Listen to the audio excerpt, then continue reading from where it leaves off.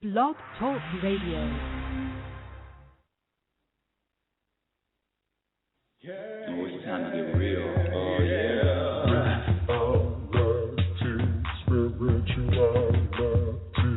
It's a new experience. Spirituality. Yeah, keep your ears open for this one now. Spirituality. You got a question for RLN? Spirituality. Yeah, it's time to get some answers, baby. Spirituality. Oh, now we get real.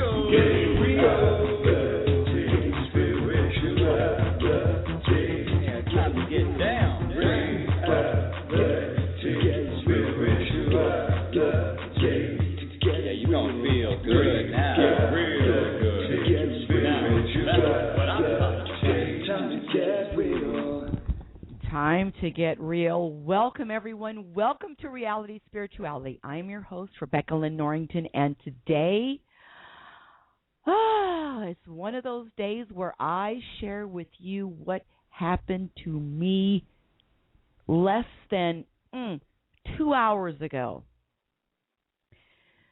Before I go on, I want to thank all of my listeners. I'm sincerely just grateful for all of your emails, all of your comments, all of your encouragement. Thank you for my new Facebook friends. I'm so grateful and so honored to have you listening today. Today is a special day because, honestly,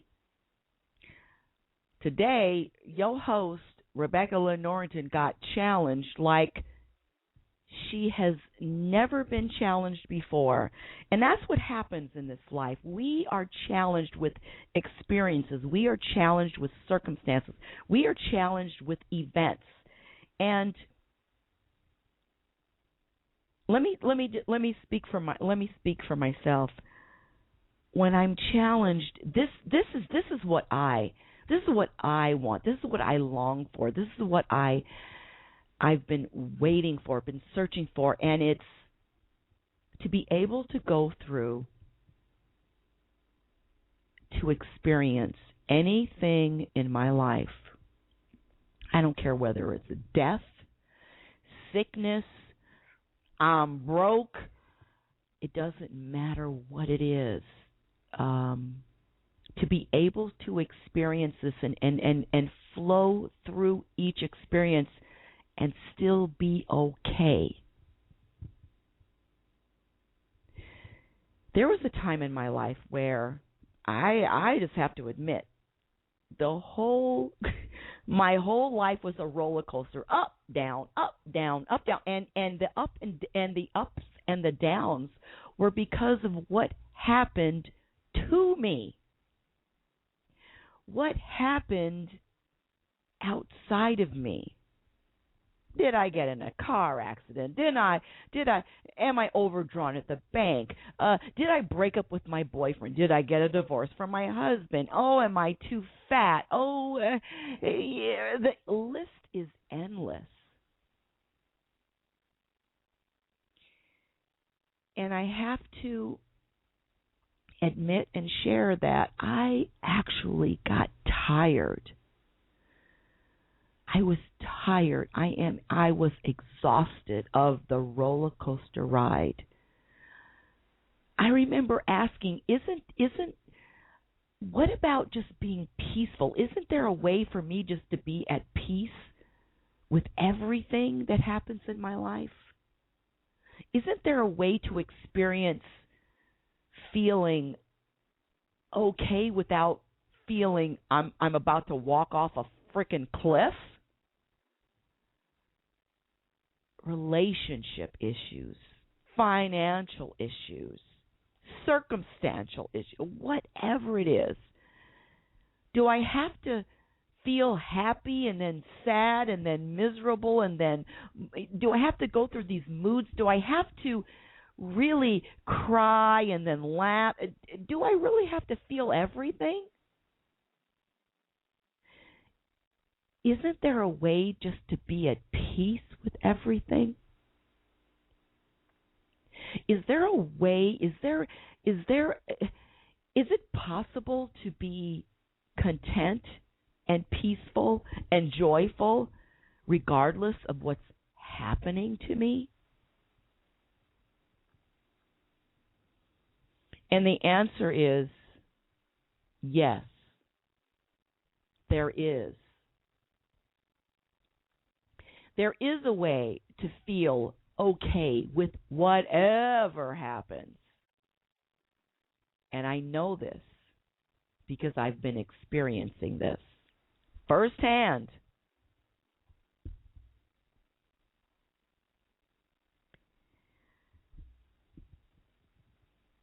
This show, Reality Spirituality, is about maintaining and sustaining happiness regardless of your experiences.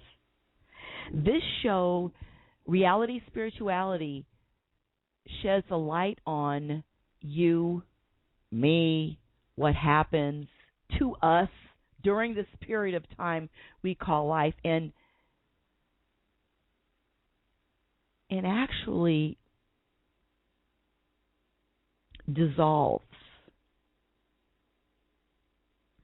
and gets rid of what happens. And we break it all the way down to this internal peace, because this internal peace is peaceful, is eternally peaceful, regardless of what happens on the outside. Regardless of what happens to us on the outside. Breaking up, car accident, bank account withdrawn, losing your job, getting older, boyfriend leaving you, boyfriend you, whatever it is. Why is there so much? Why do we have to react in a way that quite frankly and that honestly, in my opinion, harms us? Because when we react and we behave, I'm miserable, like when that feeling or that energy or that vibration is of sadness or moodiness or irritability or aggravation or pissed offness, guess what?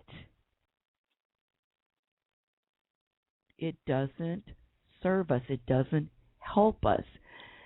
It's actually, it's honestly, it's like drinking poison.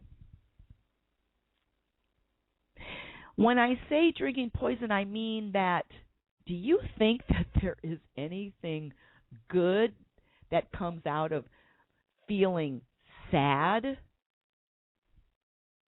Is there anything good that comes out of worrying?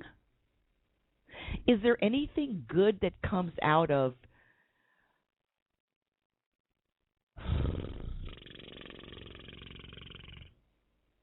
getting pissed off, being angry? I mean, really, does that feel like that benefits you in any way? Does anger benefit you?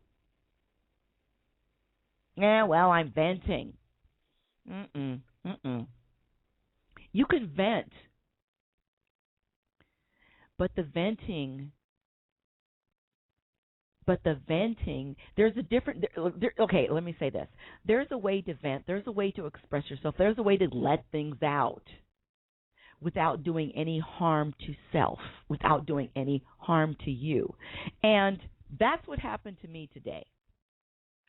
Let me get right on it and share with you this.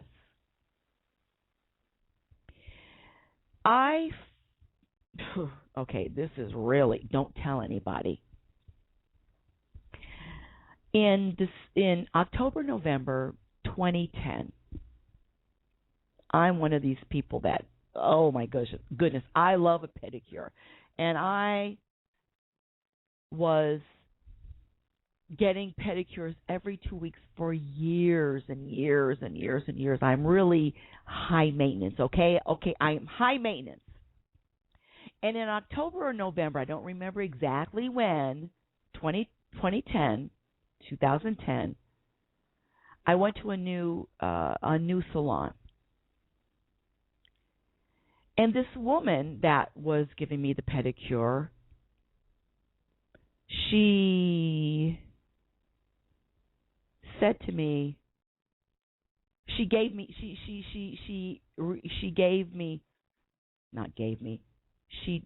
told me 4 words that changed my life. 4 words that changed my life. You ready?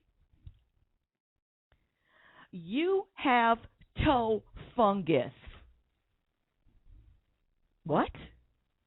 You have toe fungus. Well, I have to say, audience, because if you know me, you know that I'm high maintenance. I'm very hygienic. I'm really, really detailed. I really take care of myself. I mean, I'm clean. I bathe. And when she said you have toe fungus, I'm thinking of, how could I have toe fungus? I mean, isn't that just for people that don't bathe, or isn't that for people that don't shower or take care of themselves? Well, the answer was hell no. Because what I found out is, you know that I'm an athlete, and I've been teaching exercise for over 30 years, and consequently, I'm in tennis shoes. My toenails are moist. And the other thing is, I have very flat feet. And flat feet, what happens is your toes start overlapping on the other toes. And when you have the overlapping, it means that you're not getting enough air and the whole thing. Basically, I had toe fungus, which let's see, what is the word is, let's see, I'm going to try to pronounce it. Onychomycosis. Onychomycosis. Yeah, it's a long word. Toe fungus. Now, I was traumatized by that statement. And she told me, she says, it's very common, don't worry about it. She says, there's some very good over-the-counter medications. She gave me a list of a few. And believe me, I didn't just get one. I got 2, and I got 3 separate ones, and I probably put them on at the same time. I was really on this getting rid of this toe fungus. Well, a few months went by, and my toenails didn't look any different. I have to say that they were like a yellowish color, and the toenails themselves got thicker. Now, I realized that this was happening. I remember looking at my toes, but I just thought it was because of aging. I had no idea. I just thought it was because I was aging. I didn't think I had a fungus. Used the over-the-counter medication for a while, and maybe a couple months. I didn't see any change. And if you know me, I need to see your results ASAP, right away, especially medical results, medical issues. It just coincidentally, I had arthroscopic surgery on my left knee, and I was going in to see my internist to have a pre-op examination, because before you have surgery now, it's required to have a pre-op examination. And I went into my internist, which I have known for over 30 years, and I said, Dr. X, can you take a look at my toenails? Can you help me with this? I've been using this over-the-counter medication.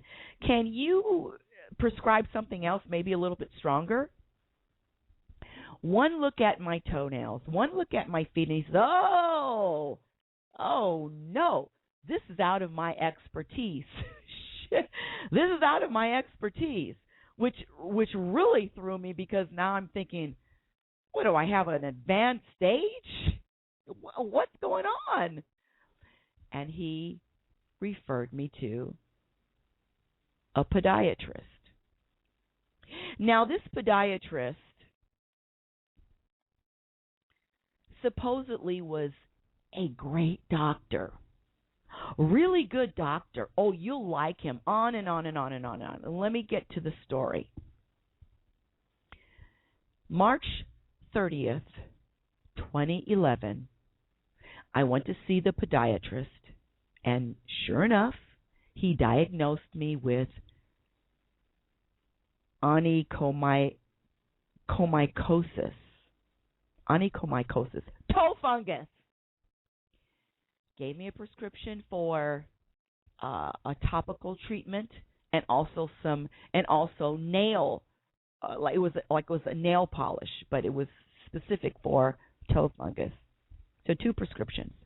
And I used them all every single day. I overdosed, if you will. I overdosed the nail polish, the topical creams. I overdosed. Went back to see him. He says, I'll see you in 4 weeks. Went back in 4 weeks. June. Beginning of June. Now I'm thinking that these appointments are related to my toe fungus. The bottom line is this. I saw this podiatrist for 5 visits. 4 visits were in 2011, and the 5th visit was May 2012. Over the visits, I'm thinking I'm using the cream, I'm using the nail polish, I'm using the cream, I'm using the nail polish. I get a refill on the prescriptions, and I really don't see any change. I don't see any change in my nails, in the coloring, in the thickness of certain toenails. And I go back to this podiatrist, who I was referred to, and he looks at my toenails and he says, "Oh yes, you still have toe fungus." My first appointment with him was March 30th, 2011. May the 4th, 2012, I frigging still have toe fungus. What's going on? You, when I say you, I'm pointing at the doctor. He's a doctor of podiatry. He's not a medical doctor. Pointing at the doctor. Why do I still have toe fungus? Bottom line is this. He prescribed a medication, very powerful. It's an oral medication instead of the topical creams. 90 days, Lamisil. You have to have a liver test. When you're on this Lamisil, you have to have another liver test. When you have to have a blood test when you are taking this medication. That's how powerful this medication is.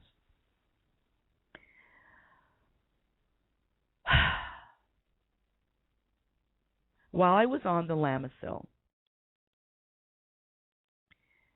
I requested, because of my frustration, I requested my medical records from this podiatrist. I received my medical records, and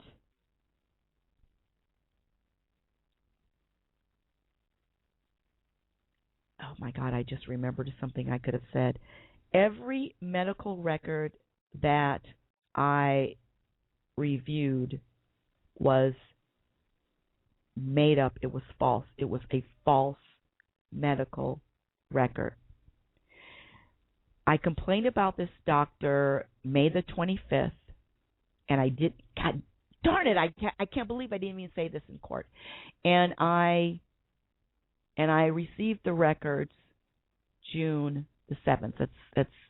That's 13 days later. God, I can't believe I didn't even say that. 13 days later, I received the records. They were all created. They were all manufactured by this doctor who was basically covering his ass. I claim that he under prescribed the medication. He was negligent. He falsified medical records. And now I'm getting to the end of the story. I filed a claim against him. I filed a lawsuit against him. And the hearing was today. He was in attendance. I had the medical clinic in attendance. I had witnesses. I've been working on research on this case for, oh my gosh, I would say at least a month. I had exhibits totaling 42 exhibits. I had questions for each witness. The doctor that I said delayed treatment, over 100 questions. The other witnesses had 20, 30, 40 questions. I'm telling you, I prepared, I over-prepared, I researched. Of course the judge was going to look and see that I had a legitimate case. And I'm going to share with you what happened in court right after this. Oh, it's time to get real. Oh, yeah.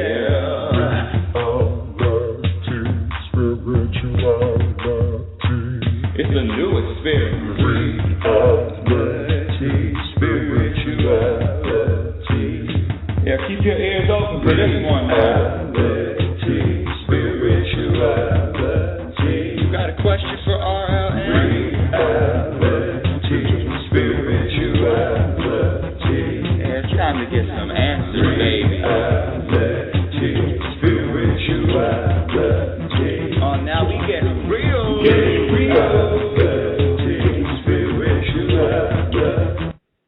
Welcome back. Welcome back. February the 13th. I went to court.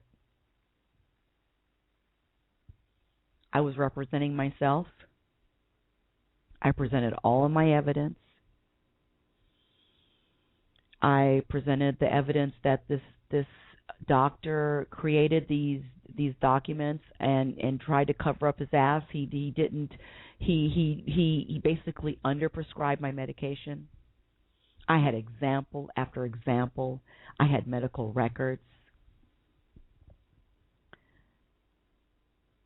And guess what happened? After 2.5 hours of hearing testimony, the judge ruled in his favor. After almost 2 years of, and I don't know if I explained this. So March the 30th, 2011, I was diagnosed with toe fungus. May the 4th, 2012, I was diagnosed with toe fungus also. 15 months later, I have the same disease, inflection, whatever you want to call it.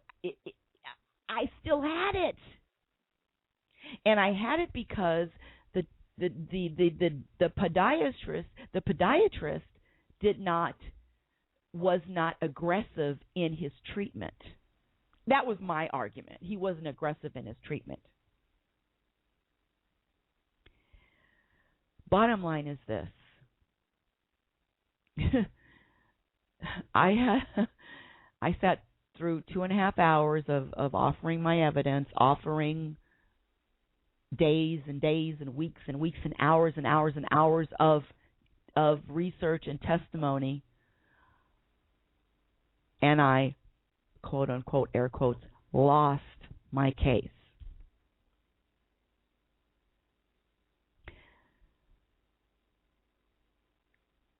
And guess what? This is the first time in my life Actually, it's more. I mean, this was this. I mean, listen. You go to court. That's just not a walk in the park.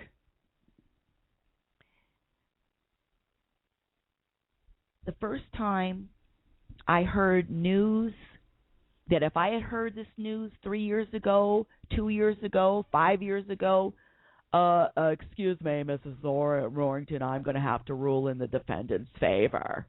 If I had heard that news years ago, I wouldn't be able to smile. The day would have been ruined. It would have been a bad day. It would have been a horrible day. I would have been upset. How do I get revenge? After all, I'm the victim here. And I have to say that you can feel me. Do I sound like I'm pissed off? Do I sound like I had a bad day? Do I sound like by the way, all of this time that I spent with this doctor, hundreds if not thousands of dollars for treatment that didn't work, for treatment that was underprescribed. Can you imagine? How would you feel after that?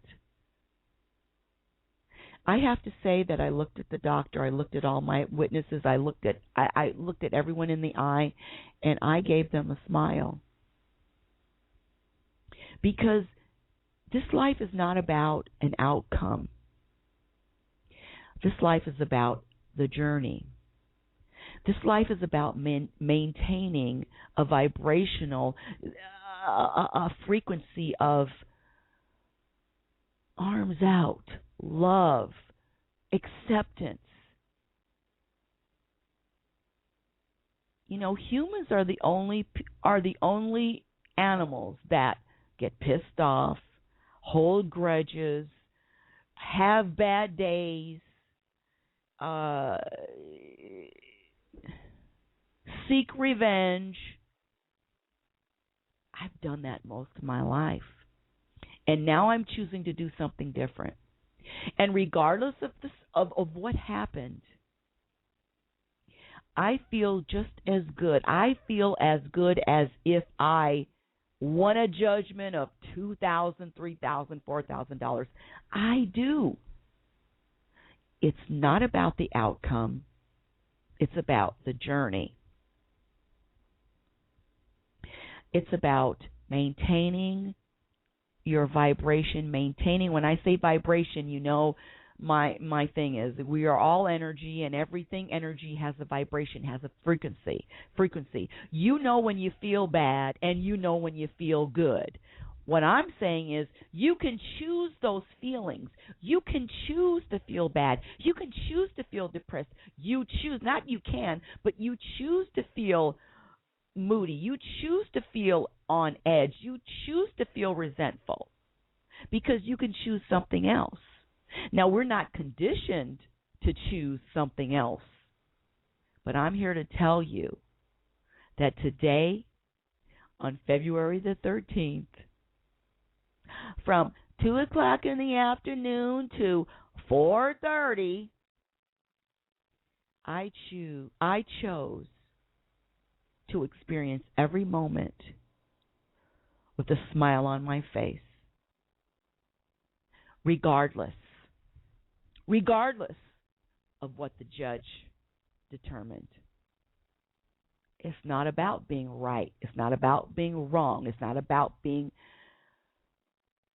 winning. It's about the journey.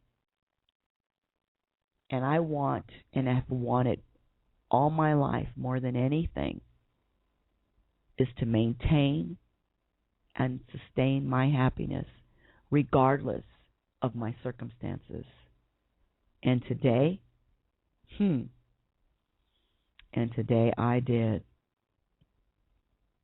I am happy. This is one of the happiest days of my life. And I wanted to share that with you, my listeners. I wanted to share. It's not about what happens. It's about what happens inside. It's not about what happens to you. It's what happens inside of you. I love you so much, Reality Spirituality audience. I love you so much, and thank you. Thank you for listening. I'm going to be, we're on this campaign, new marketing campaign, new website. I'm going to have guests on the show. Tim Ray is going to join us, a world-renowned author, and we're going to have so many great guests. And I'm grateful and I'm happy to be with you. Send me your emails. Thank you for the comments. Thank you for the encouragement. I love you, audience. You've been listening to Reality Spirituality with your host, Rebecca Lynn Norrington. Let's smile. Happy. It's a choice. Oh, it's time to get real. Oh, yeah.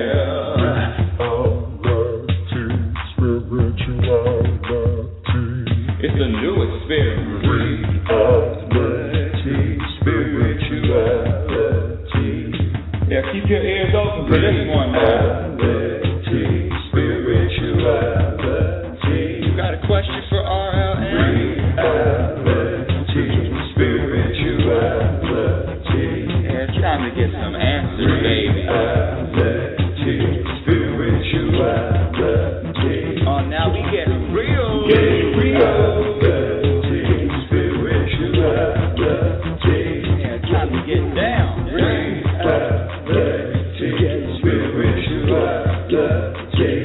Yeah, you gonna feel good now. Get real good. Now, that's what I'm talking about. Time to get real.